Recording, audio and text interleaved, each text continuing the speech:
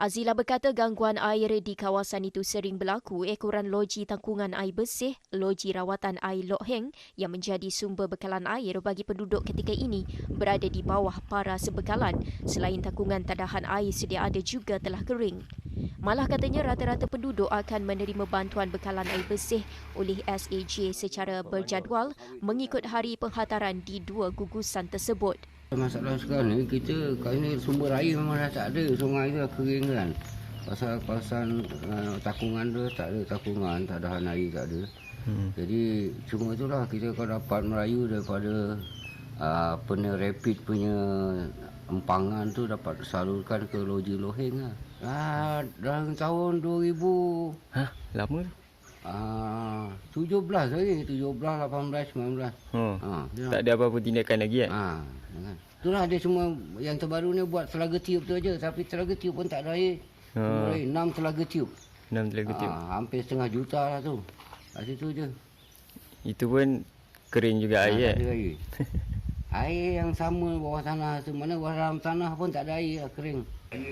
Dalam pada itu, Ketua Peneroka Felda Saadan Sairi memaklumkan aduan telah dilakukan berulang kali kepada pelbagai pihak, namun sehingga kini tiada tindakan drastik diambil. Okey.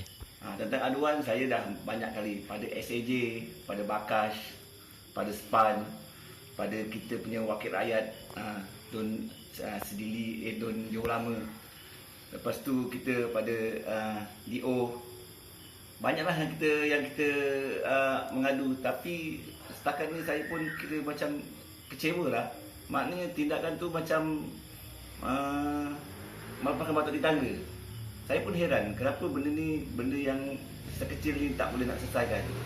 Bekalan air di Lok Heng ni, loji rawatan air ni, dia membekalkan untuk dua gugusan. Satu gugusan Lok Heng, satu gugusan Wahha.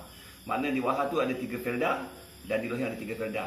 Dan ada 2 kilang sawit, juga ada rumah guru dan sebagainya lah. Jadi saya di sini memang terasa amat kecewa lah. Yelah, benda ni kerap berlaku. Jadi saya kalau boleh memang kalau boleh dapat diatasi segera lah. Tak mahu benda ni berlarutan.